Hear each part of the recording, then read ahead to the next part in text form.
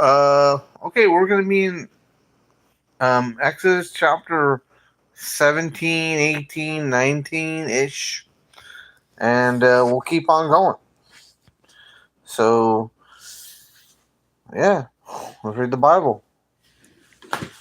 Alright, let's get over here. Yeah, move it over to the Bible section.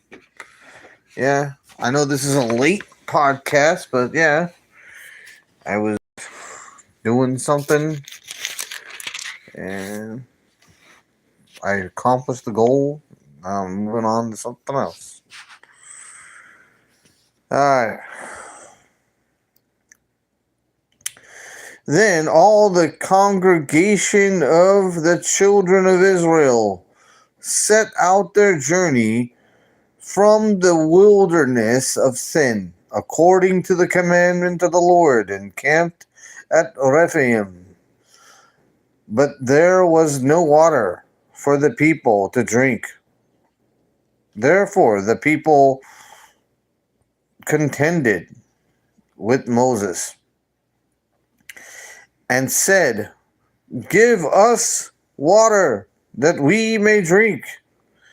So Moses said to them, "Why do you contend with me? Why do you tempt the Lord?"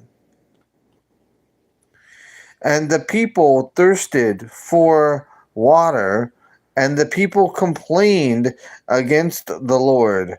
"Why is it you have brought us out of Egypt to kill us and our children and our livestock with thirst?" So Moses cried out to the Lord, saying, "What shall I do with this people? They are almost ready to stone me." And the Lord said unto Moses, "Go on before the people and take with you some of the elders of Israel. Also take in your hand your rod with with which you struck the river, and go. And behold, I will stand before you there on the rock of Horeb, and you shall strike the rock, and water shall come out of it, that the people may drink." And Moses did so in the sight of the elders of Israel. So he called the name of the place Massa and Meribah, because the contention of the children of Israel, and because they tempted the Lord, saying, "Is the Lord among us or no?" Wow. I had like 15 people there for a second. Woohoo! Anyway, now Amalek came and fought with the Israelites and Rephaim, and Moses said to Joshua, "Choose us men and go out to fight with Amalek. Tomorrow I will stand on the top of the hill and with the rod of God in my hand." So Joshua did as Moses said to him, and fought with Amalek. And Moses and Aaron and Hur came up to the top of the hill. And so it was, when Moses held up his hand, that Israel prevailed. And when he let down his hand, Amalek prevailed. But Moses' hands became heavy. So they took a stone and put it under him, and he sat on it. And and Aaron and Hur supported his hands, one on the one side and one on the other side. and his hands were steady until the going down of the sun. So Joshua defeated Amalek and his people with the edge of the sword. Then the Lord said to Moses, "Write this for a memorial to the book, in the book, and recount it in the hearing of Joshua, that I will utterly blot out the remembrance of Amalek from under heaven." And Moses built an altar and called its. Hold on. We gotta change the page here.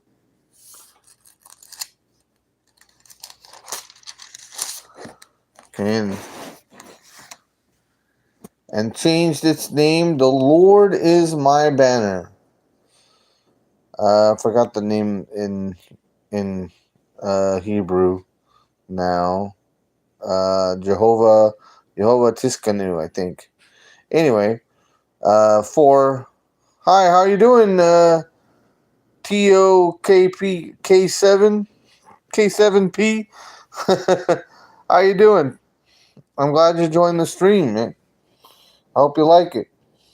Okay, because the Lord has sworn, the Lord will have war with Amalek from generation to generation. I'm glad that you're doing well, and I hope that we have a good, cold, decent summer in California, man, because the summers have been really bad in California, really hot, But anyway,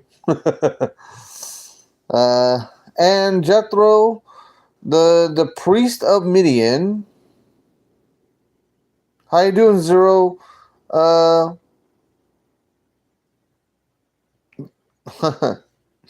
you doing, Zero?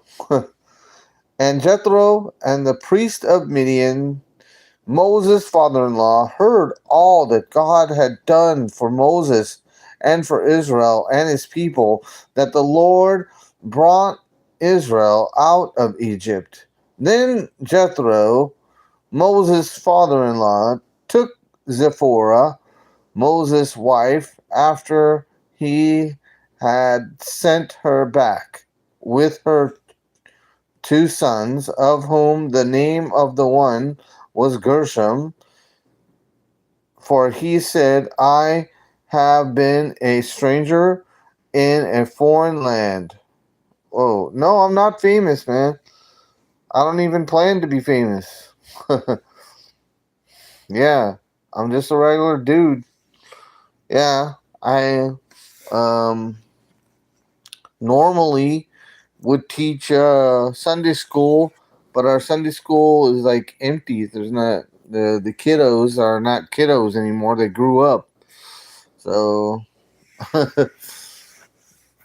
in my church anyway. But when they get married again, and but it takes a while for to rebuild Sunday school. Uh,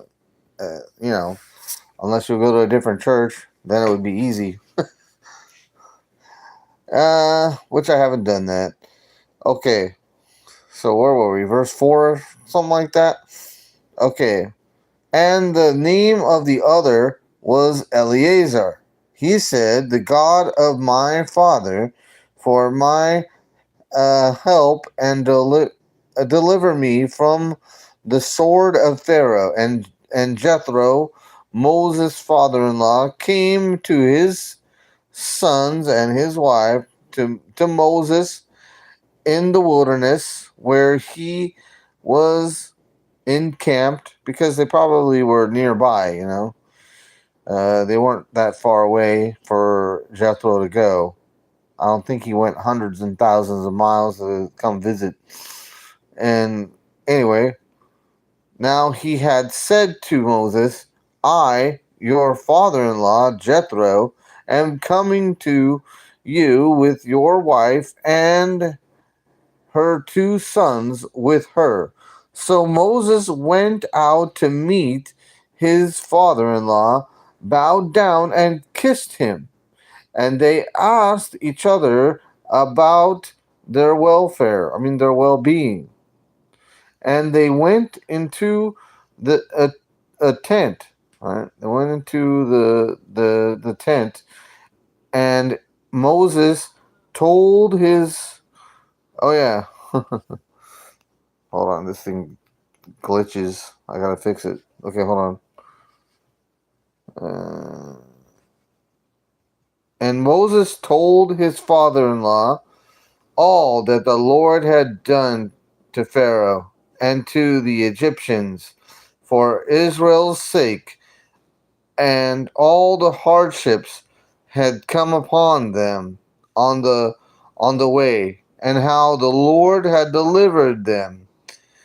Then Jethro rejoiced for all the good which the Lord had done for Israel, whom he had delivered out of the hands of the Egyptians.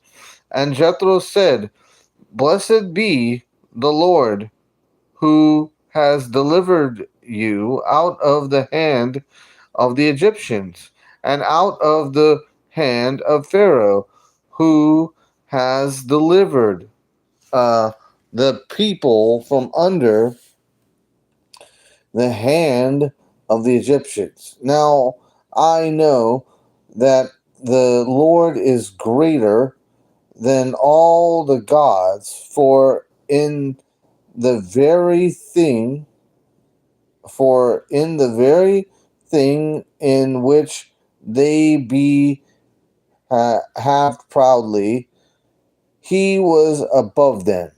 Then Jethro and Moses' father-in-law took a burnt offering and other sacrifices to offer to God. And Aaron came with the elders of Israel to eat bread with Moses' father-in-law in the law before God. And so it was on the next day that Moses sat to judge the people, and the people stood before Moses and morning until evening.